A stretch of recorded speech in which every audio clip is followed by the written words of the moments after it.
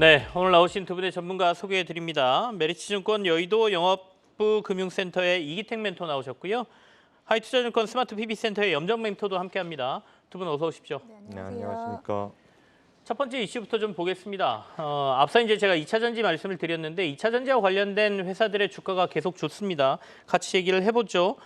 결국에는 2차 전지하면 리튬 얘기할 수밖에 없고요. 리튬과 관련된 자원 전쟁 계속해서 여기저기서 다루고 있고 실제로도 상장사들이 리튬 확보를 위해서 나서는 곳들이 꽤 많죠. 같이 얘기를 좀 나눠보겠습니다. 염정 멘토부터 하실까요? 네, 오늘도 어김없이 시장은 또 2차 전지, 대형주와 그리고 중소형주가 양쪽에서 사실 강세를 보이면서 일단 지수 전반적으로 시장이 그리 좋지 않은 상황이지만 지수를 좀 이끌고 있는 상황이다라고 말씀드릴 수 있겠는데요. 오늘 또 특별하게 좀 관심이라기보다 눈에 띄는 종목이 포스코 케미칼인데 최근에 양극재 업체들의 너도 나도 지금 계속해서 시총을 높여가면서 포스코 케미칼마저도 지금 오늘 13%, 15% 장중에는 상승을 하면서 계속해서 양극재 업체들의 이제 키 맞추기가 이어지고 있다라고 볼 수 있겠습니다. 조금은 이제 업계에서는 좀 과도한 국면에까지 지금 좀 갔다라고 보고 있고 이에 대한 부분으로 사실 코멘트를 주기가 참 어려운 게 어떤 모멘텀이라든지 실적 베이스라든지 이런 부분보다는 아무래도 지금은 수급이라든지 이런 부분에서 가격을 끌어올리고 있는 시장에 어떻게 보면은 조금은 기현상이다라고 좀 생각하고 있고요. 이에 따라서 중소형 업체들 2차 전지 관련된 밸류체인을 가지고 있는 종목들도 오늘 강한 흐름 보이는데 그중에서 리튬 관련된 종목들의 오늘 흐름이 가장 좋다라고 볼 수 있겠습니다. 네. 오늘 장 초반부터 하이드로 리튬 거의 상한가 지금 가 있고 어반 리튬, 지에넌 에너지 그리고 금양도 15% 추가 상승을 하면서 최근 리튬 관련 종목들이 사실 셀업체보다는 더 큰 폭의 상승세를 좀 이어가고 있다라고 볼 수 있는데요. 리튬에 대한 부분은 많이들 아시겠지만 이제 자원의 희소성으로 인해서 사실 공급망이 확보되어 있는 국가가 지금 그 자원의 죄송합니다. 네. 국가들이 계속해서 자원에 대한 민족주의를 계속 펼치고 있는데요. 리튬이 사실 최근에는 작년 하반기 한 11월 달을 기점으로 사실 리튬 가격이 조금 하락세를 보여주고 있습니다. 그럼에도 불구하고 리튬에 대한 확보가 이어지고 있는 부분 말씀드렸듯이 자원의 민족주의인데요.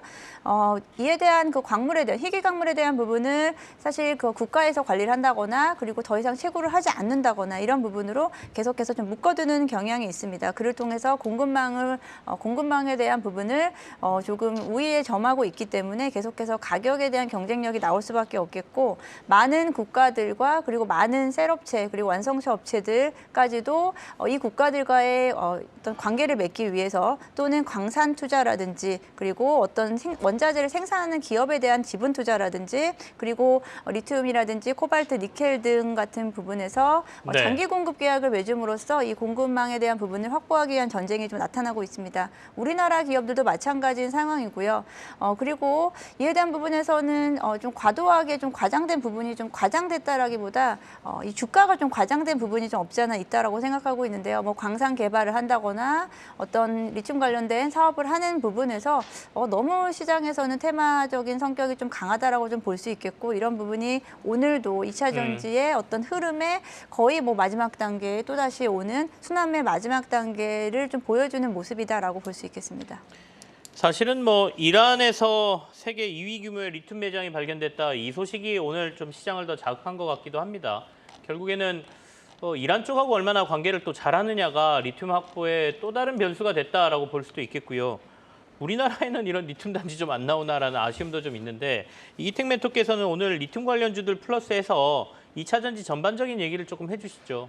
예, 사실 포스코 그룹이 그동안 개발을 잘 해왔고 올해서부터 25년도까지 매년 리튬 생산량을 키워나갈 것으로 보여지고 있고 광산 개발이라든가 정제 기술 그런 것들을 수직 개발화를 잘 해왔기 때문에 이러한 이슈가 나올 때마다 포스코 그룹주들이 가장 큰 폭의 시세를 좀 대형주 중에서 보이는 것으로 보여지고요.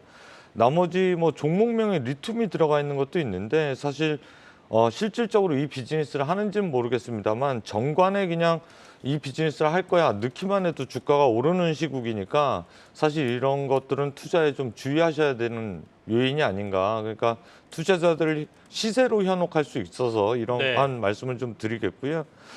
그렇다라고 하면 실질적으로 이제 지금 현재 다들 아시는 내용입니다. 2차 전지 뭐 몇 년 동안 앞으로 얼마만큼 성장하는지는 다 아시겠습니다만 그게 이제 주가에 반영됐는지 안 됐는지에 대한 되게 투자하기 까다로운 구간까지 온 건 사실이거든요. 그리고 뭐 다들 아시겠지만 작년 말에 상당히 큰 폭의 네. 독일에서 전기차 판매량을 보였던 건 점차적으로 보조금을 줄여나가기 때문에 그 보조금을 받기 위한 선주문들이 좀 이루어진 모습들도 있었기 때문에 네. 이제 점차적으로 전기차가 그만큼 판매가 되고 성장한다 하더라도 지금 현재 주가 시세가 타당한가는 앞으로 이제 계산기를 점차적으로 많이 두들겨 보시지 않을까 그렇게 보여집니다. 수혜는 확실합니다만 그게 선행적으로 주가에 영향을 미쳤다라고 하면 어느 정도 차익 실현 욕구가 팽배해질 수 있는 시기이기 때문에 사실 어디까지인지는 모르겠습니다만 되게 까다로운 투자 구간이다라는 말씀을 좀 드리겠고요. 뭐 보수적인 관점이라고 해서 뭐 비난받아도 마땅합니다만 그래도 어느 정도 투자에 대한 성과를 누렸던 특정 섹터이기 때문에 앞으로 이러한 성장이 있는 다른 섹터로 점차적으로 확산되어가는 시세가 나타나지 않을까 싶어서 기존의 주도주보다는 거기에 걸맞는 기술력이지만 그 시세를 보여주지 않았던 주변주로의 확산이 차라리 나은 투자의 대안이 될 수 있다. 그렇게 말씀을 드리고 싶습니다. 지금 너무 앞서가는 데들은 사실은 좀 부담스럽다 이런 말씀이시고 그게 확산되는 쪽을 보는 게 나을 것 같다라고 얘기하셨습니다. 그렇게 보면 이제 세트업체로 얘기를 하자 그러면 선두에서 치고 나갔던 LG에너지 솔루션보다는 최근에 이제 삼성 SDI에 대한 관심이 이제 그런 거라고 볼 수 있는데 삼성 SDI 좀 두 분 한번 봐주실래요? 염정멘토 어떻게 보십니까?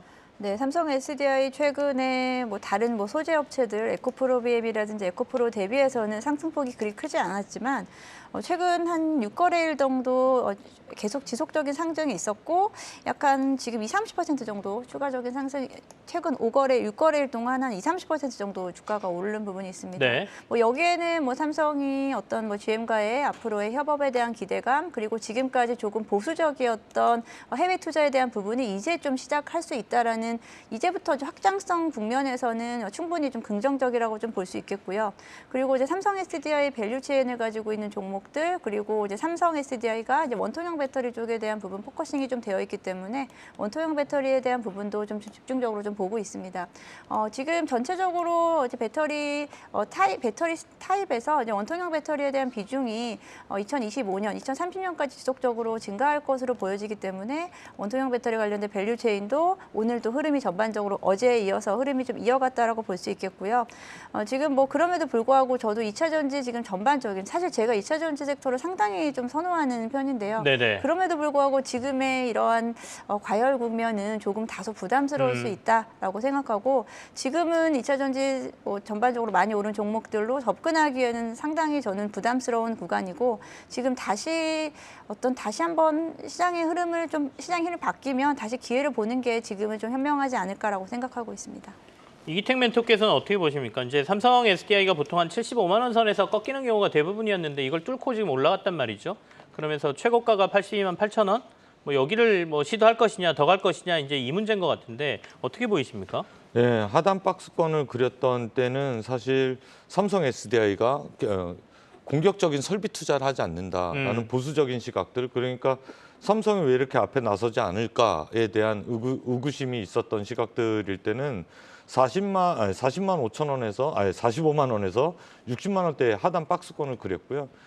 최근에 들어서 급반등을 보여준 건 사실은 포스코의 상당히 큰 규모의 발주를 넣으면서 네. 삼성이 드디어 공격적인 투자에 나선다라는 시그널을 준 것이고 삼성이 그동안 배터리에 이렇게 공격적이지 않았던 이유는 여러 가지 이유가 있겠습니다만 중국과의 경쟁에서 LCD처럼 중국의 격차가 점차적으로 축소되는 그러한 비즈니스에 공격적인 투자를 했다가 LCD처럼 되는 것이 아닌가라는 보수적인 시각이 계속 있었기 때문인데 최근에는 그것을 전고체로 돌파하려는 움직임에 사실 기대감이 녹아있는 전 고점인 80만 원대도 돌파하려는 움직임이 나타나고 있는데 사실은 이러한 것들이 셀메이커 업체들한테는 앞으로 부담으로 다가올 가능성이 높습니다. 이 네네. 말씀은 서로 공격적인 설비 투자라고 수율을 높이기 위해서 사실 뭐 LG 엔솔이 고생했듯이 나머지 셀 메이커들도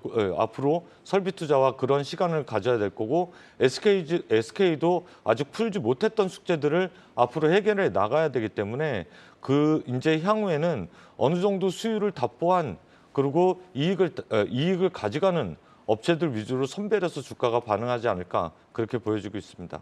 알겠습니다.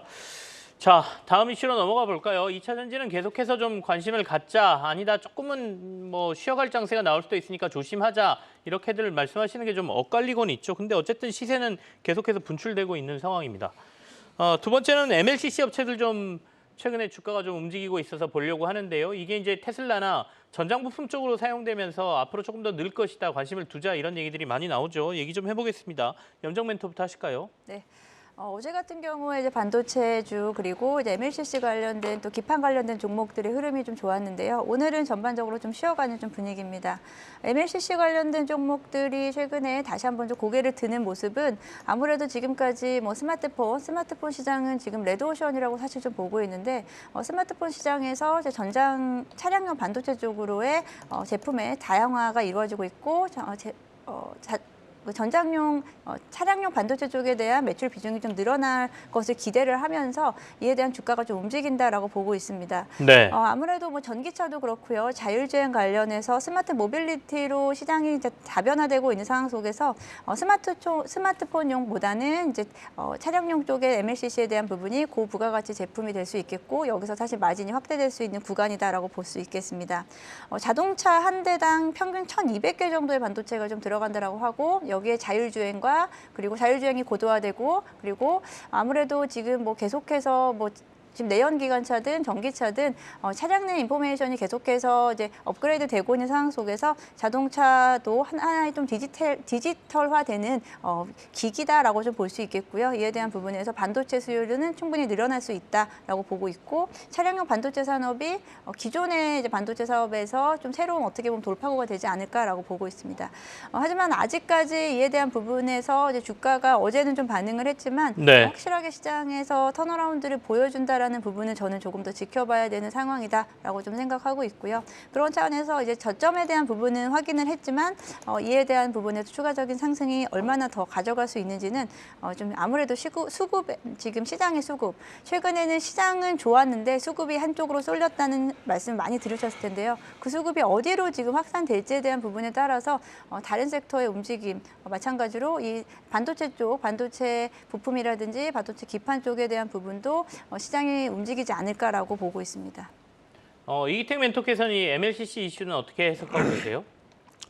예, 뭐 그동안에 완성차들이 생산량을 확충하지 못했던 건 이제 그런 말씀을 좀 안 하시는 것 같은데 귀에 딱지가 않듯 계속해서 얘기 나왔던 네. 예, 뭐 반도체 공급망 불균형에 따라서 완성차를 생산하기 힘들다. 그런데 최근에 들어서는 그런 것들이 사실은 2021년, 22년과 분위기가 사뭇 다른 내용으로 좀 다가오고 있고요. 또 하나는 또 전기차 가격 인하가 이제 테슬라를 비롯해서 점차적으로 확대되고 하고 있어서 전기차 판매가 늘어나면 차량용 MLCC 판매가 늘어나는데 사실은 준형차가 한 2,000개 정도 MLCC가 들어가면 순수 전기차는 약 한 3만 개 정도, 15배 정도 필요한 거니까 사실 거기에 이제 자율주행까지 포함된다라고 하면 20배 정도의 MLCC가 필요합니다. 새로운 시장이 열렸다 그렇게 평가를 할 수가 있겠고요. 예전에 스마트폰 시장이 열렸던 그 시기 2009년에서 2011년까지 주가가 7배 정도, 서마 콘덴서가 암호화폐 시장이 열렸을 그 시기에 뭐 아시다시피 그래픽 카드라든가 메모리가 많이 팔리면서 10배 주가의 퍼포먼스가 보였던 그 시기가 이제 점차적으로 도래하고 있다라고 보여집니다. 전기차와 자율주행은 앞으로 뻔한 그리고 성장할 수밖에 없는 길인데 전장화는 더더욱 뻔한 길입니다. 성장하는 그 길에 수혜가 되는 쪽은 MLCC 사용량이 늘어나면서 점차적으로 커질 수밖에 없고요. 또 하나 말씀드린다면 올해 DDR4에서 DDR5로 바뀌는 메모리 반도체 변화의 원년입니다. 그렇기 때문에 DDR5의 변화 시기에도 맞물려 있기 때문에 꼭 MLCC 관련주들은 그 성장의 궤도에 확산 개념에서 좀 봐야 된다라는 말씀을 드리고 싶습니다. 그러면 MLCC에 관심 가져야 된다라는 말씀이시고 지금 시기에 그러면 관심 가질 만한 종목들 좀 이렇게 요약 좀 해주시죠. 예, 뭐 차량용에 이제 점차적으로 캐파를 늘려나가고 있는 삼성전기가 가장 탑픽이 될 수 있겠고요. 네. 그 밑에 단에서 사막 콘덴서가 경쟁력을 갖추고 이제 미리 선 캐파를 증설해 놨기 때문에 올해는 수확할 수 있는 시기다 그렇게 평가할 수가 있겠습니다. 알겠습니다. 전기차 시장 확대 결국에는 전장 부품이 늘어날 수밖에 없고 그 안에 들어가는 MLCC의 수요는 폭발적으로 성장할 가능성이 많다. 보이는 미래다 이렇게 말씀해 주셨어요. 그렇다라고 하면 MLCC 관련주들은 지금부터 좀 관심 가져야 된다라는 게 이기택 멘토의 의견이십니다. 자, 세 번째 이슈로 가죠. 세 번째 이슈는 카카오하고 지금 하이브가 벌이고 있는 SM 인수전 얘기를 해보죠. 일단 어제 이제 나온 장 마감 이후에 나온 뉴스고요. 앞서도 말씀드렸지만 공개 매수 15만 원을 카카오가 선언을 했습니다. 카카오하고 카카오 엔터테인먼트가 반반 나눠서 사겠다 이렇게 얘기를 했고 35% 지분 다 사면 뭐 1조 2천억 원 정도 든다라고 하는데 자 이거 어떻게 봐야 될까요? 염정 멘토부터 얘기하실까요? 네, 뭐 시장에서 살짝 좀 쉬고 있었던 SM 관련된 이슈가 다시 한번 또 카카오의 공개 매수로 인해서 시장에 다시 좀 불을 붙이고 있습니다. 하지만 저는 이 부분이 사실 좀 옳은 방향이냐라는 부분 먼저 조금은 좀 이제 SM 관련된 주주분들은 지금 보유하고 계신 분들은 사실 지금 어떻게 보면 좀 남몰래 웃으실 수밖에 없는 상황이지만 그 외에 다른 투자자분들은 사실은 좀 지쳐 있는 좀 상황이지 않을까라고 생각하고 있는데요. 결국은 뭐 하이브와 카카오의 계속되는 이런 지분 싸움과 거기에서 또 뒤에서 벌어지고 있는 사실 여러 가지 뭐 이슈들이 사실은 조금은 SM과 카카오 그리고 하이브까지 어떠한 좀 진정성에 대한 부분까지 좀 훼손시키고 있다라고 저는 개인적으로 생각하고 있고요. 지금 SM이 지금 이번에 지분 경쟁하기 전 올해 초에 지금 가격대가 이제 7만 원대였습니다. 벌써 지금 2배 가까이 상승을 했고요.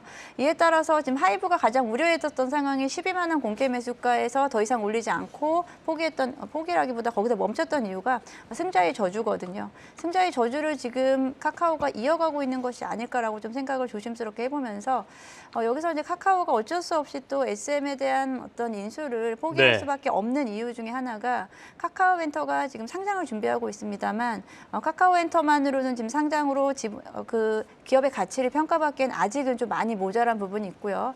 그에 대한 부분에서 뭐 카카오도 지금 기존의 이제 엔터테인먼트 레이블들을 가지고 있으면서 지금 이제 조금씩 움직임이 나타나고 있지만 지금의 현재 엔터, 뭐 SM이라든지 JYP, 하이버와 같은 어떤 기획사로서의 어떤 지금의 어떤 그 밸류를 아직은 받기에는 좀 애매한 상황이다라고 좀 네. 생각하고 있습니다. 그렇기 때문에 SM을 어떤 식으로든 인수를 해야 된다고 생각하고 여기서 그렇다고 우리가 SM과 하이브와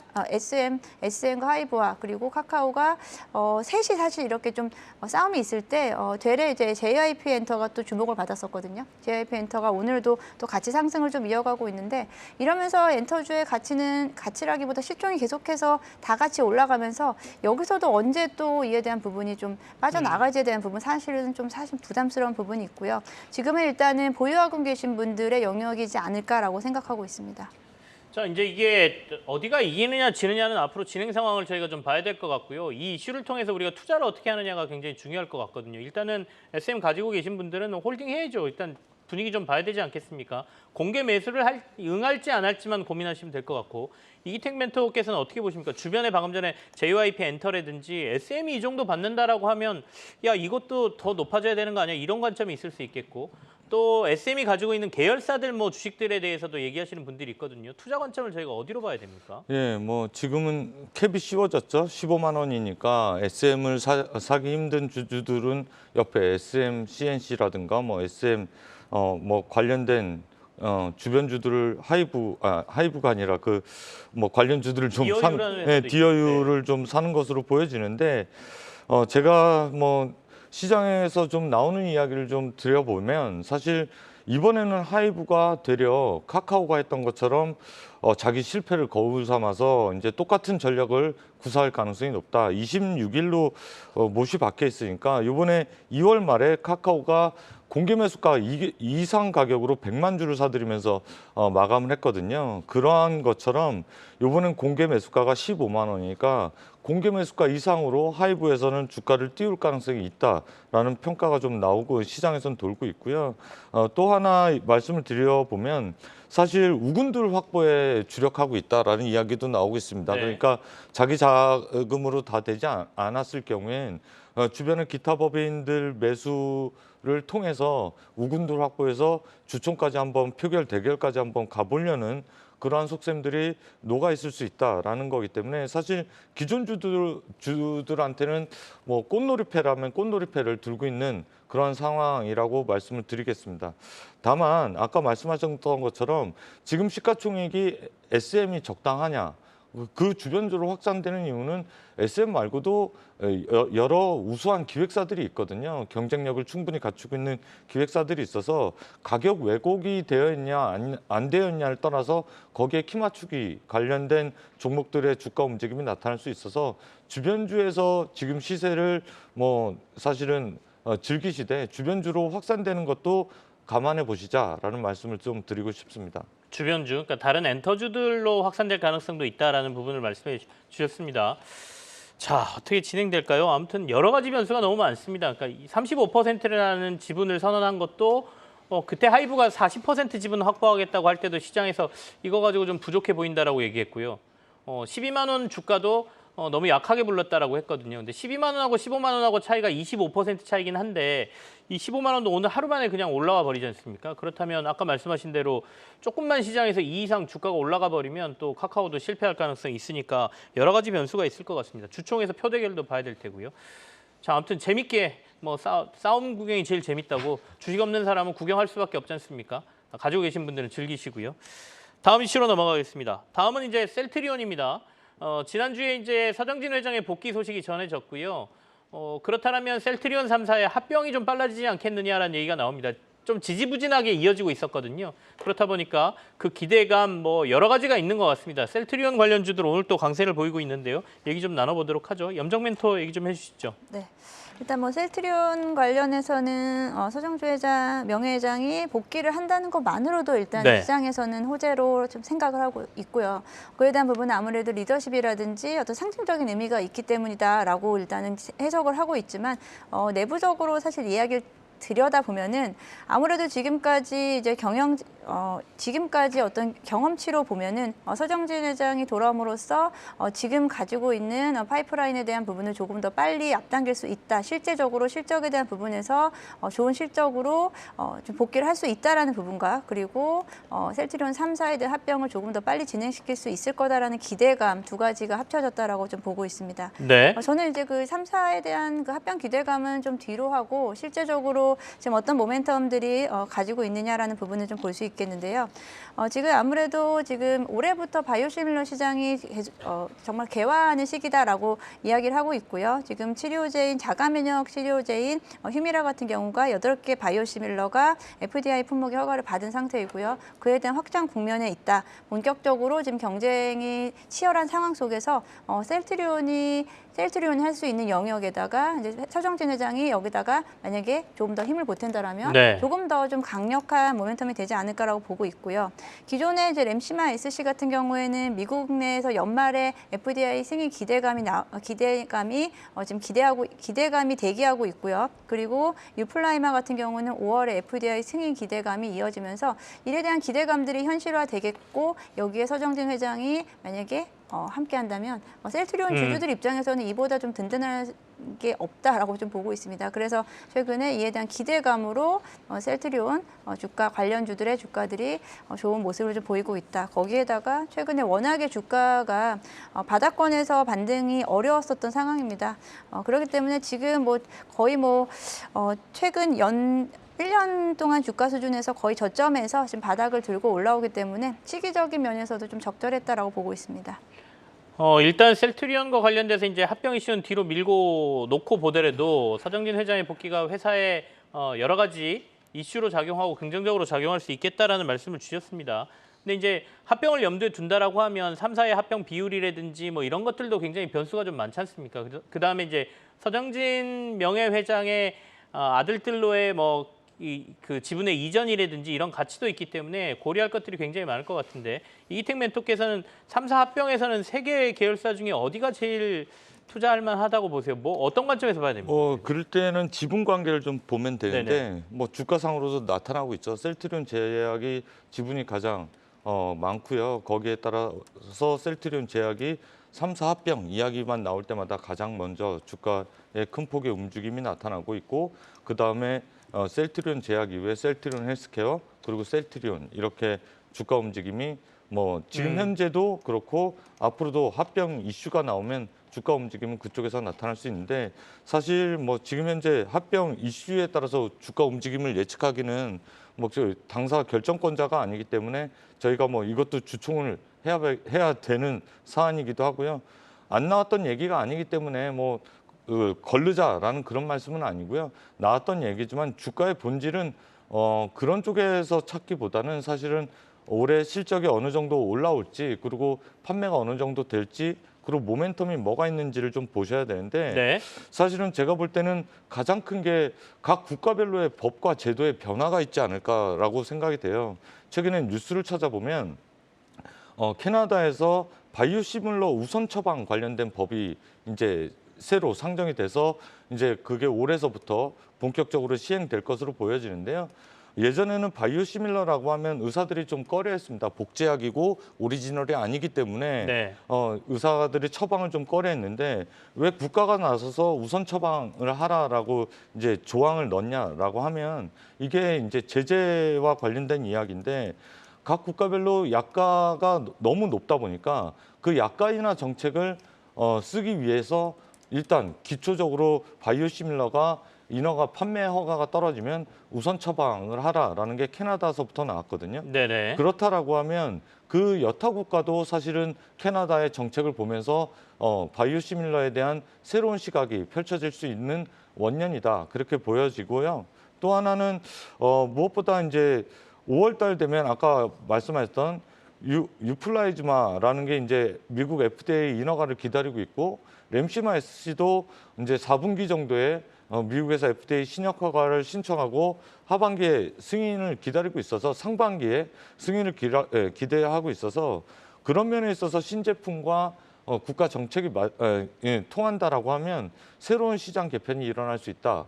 그래서 바이오시밀러에 이제 재도약하는 그러한 한 해가 될 수 있지 않을까 그렇게 내심 기대해 보고 있습니다. 전 세계 바이오 시밀러에 대한 여러 가지 규제 변화를 우리가 좀 눈여겨보자라는 말씀이죠. 이게 국가 재정의 문제거든요. 계속해서 그 처방이나 이런 의료비는 늘어나는데 건강보험이나 이런 데의 재정은 줄어들고 있어서 이 부분을 해소하기 위해서는 오리지널 약 말고 바이오 시밀러 약들을 적극적으로 활용하는 가격이 좀 낮은 그런 정책들이 아마도 도입될 것이다. 그렇다라고 하면 뭐 셀트리온도 있겠고 삼성바이오로직스도 관련 일테니까요. 이런 쪽에 관심을 두자. 이런 말로 저희가 이해를 해볼 수 있겠습니다.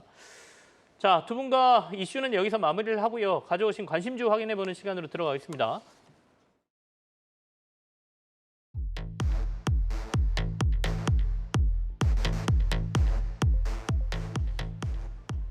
네, 먼저 염정 멘토 오늘 뽑아오신 종목이 모트렉스입니다. 전장과 자율주행 그리고 전기차 충전까지 우리가 볼 수 있는 종목이 모트렉스군요. 모트렉스다라고 하셨습니다. 관심주로 살펴보고요. 그리고 이기택 멘토는 지노믹트리, 대장암 조기 진단 얼리텍 C에 주목하자라고 말씀 주셨네요. 염정 멘토부터 듣겠습니다. 모트렉스부터 듣죠. 네. 앞서서도 말씀드렸듯이 이제 차량용 반도체 관련된 그리고 자율주행 관련된 종목들의 네. 움직임이 사실 좀 지금 반등이 좀 나오고 있는 상황 속에서 모트렉스라는 종목을 말씀드리겠습니다. 모트렉스는 지난 4분기 사상 최대 실적을 좀 시연을 했는데요. 영업이 기준으로 전년 대비해서 약간 176% 정도 증가를 하면서 지금 실적면에서 지금 지속적인 우상향을 보여주고 있습니다. 창립 이후 사상 최대 실적을 좀 보여줬는데 이에 대한 부분을 근거로 보시면 기업의 본업인 그 AVI 쪽인데요. 이 인포메이션 관련된 쪽인데 이쪽에서는 지속적으로 QA 증가 그리고 피해 가격에 대한 증가가 동반 상승하면서 안정적인 영업 구도를 좀 가져가고 있다라고 또 보고 있겠습니다. 또 이제 모트렉스가 또 준비하고 있는 쪽에서는요. PBV라는 시장인데요. PBV 시장은 특수 목적 차량이다라고 할 수 있겠고 이 특수 목적 차량은 연평균 평균 성장률이 약 30% 이상이 되고 있습니다. 이제 글로벌 신차들 중에서 특히나 뭐 로봇 택시라든지 그리고 상업용 자동차 쪽에서의 이런 PBV에 대한 PBV에 대한 시장이 좀 확대되고 있고요. 이에 대한 부분에서 앞으로 좀 주도권 싸움이 있을 수 있다. 여기서 모트렉스가 좀 우위를 점하고 있다라고 좀 볼 수 있겠습니다. 여기에 이제 전장 관련된 많은 일을 지금 하고 있는데 준비를 하고 있는데 그 중에 하나가 또 이제 충전소 사업입니다. 현대 엔지니어링과 이제 현대차 그룹사와 이제 MOU를 맺었는데 그 중에 네. 실제적으로는 현대 엔지니어링이고 그를 통해서 충전소 사업에 대한 부분이 신규 모멘텀으로 좀 붙으면서 지금 기존의 본업에다가 신규 모멘텀들이 지속적으로 좀 붙고 있다. 전장 관련된 많은 자동차 관련된 여러 가지의 지금 사업들이 확대되고 있다는 부분과 실적에 대한 우수성에 대한 부분으로 인해서 모트렉스 최근에 주가가 반등을 하고 상승을 하긴 했지만 충분히 정고점을 돌파할 수 있는 길목에 있다라고 좀 생각하고 있습니다. 단기적으로 목표가는 22,000원, 손절가는 16,000원 제시해드리겠습니다. 알겠습니다. 모트렉스 목표가고 손절가 참고해서 투자 전략에 활용하시기를 바라겠습니다. 이기택 멘토가 가져오신 디노믹 트리 얘기 좀 들어볼까요? 예, 오랜만에 체외 조기 진단 전문 기업을 좀 들고 나와봤는데요. 체외암 그러니까 조기 진단을 하는 바이오 마커가 특유화된 지노미트리라는 종목입니다. 국내 체외암 조기 진단 전문 기업이고요. 이게 이제 대표적으로 대장암과 방광염을 체외 진단할 수 있는 얼릭텍 C와 얼릭텍 B를 갖고 있다라고 보시면 되겠습니다. 앞으로 고령화가 되면 건강검진은 계속해서 주기가 점차적으로 짧아지고요. 특히 대장암 같은 경우는 내시경을 통해서 검진을 받기 때문에 상당히 불편함을 갖고 왔는데 이게 사용감의 편의성과 그리고 간편하게 대장암을 진단할 수 있는 그러한 기술력을 토대로 해서 네. 올해 대폭의 실적 개선이 일어날 것으로 보여지는데 제가 이렇게 말씀드리는 이유는 본격적으로 올해서부터 실손보험 적용 대상이 될 가능성이 높다. 그래서 매우 가파른 실적 개선이 전망된다라는 부분이고요. 올해 침투를 한 15%만 보험 적용이 돼서 가정을 하더라도 연간 매출이 1,450억 정도, 영업이익률은 50% 정도 가까이 나오기 때문에 상당히 매출과 영업이익이 가파른 성장이 나올 수 있다라는 말씀을 드리고 싶고요. 네. 또 하나는 얼릭텍 B인데 방광염 조기 진단 치료입니다. 올해서부터 미국 시장에 하반기 때 진출할 예정이기 때문에 앞으로 모멘텀이 나올 때마다 주가는 한 단계씩 레벨업될 가능성이 높다라는 관점에서 오늘 지노미트릭 말씀드릴 수 있겠습니다. 네. 목표가하고 손절가 좀 말씀해 주시죠. 예, 경쟁사가 1.8조 원 정도 하는데 얼리텍 C가 거기에 넘는 성능을 좀 보여주고 있어서 전 고점이었던 24,000원대 매물대가 포진해 있는 네. 24,000원대까지는 충분히 도달 가능해 보이고요. 손절가는 11,500원 제시해드리겠습니다. 이 병원에서 사용하는 그러니까 진단기기, 체외 진단기기라고 저희가 얘기하죠. 이런 것들은 사실 시장 진입이 굉장히 힘들거든요. 근데 이걸 넘어서는 첫 번째 장벽이 보험 적용입니다. 그래서 실손보험 적용 가능성이 지금 나오고 있는 거. 이게 만약에 진짜로 적용된다 그러면 아마 시중에서 사용하는 사람들이 꽤 많이 늘어날 가능성이 있다. 이게 아마도 최근에 주가를 좀 움직이게 하는 가장 중요한 요소가 아닐까 설명을 들으면서 그런 생각을 했습니다. 지노믹 트리까지 이기택 멘토의 관심주 확인해봤습니다. 두 분과는 여기서 마무리를 짓죠. 두 분 오늘 고맙습니다. 네, 감사합니다.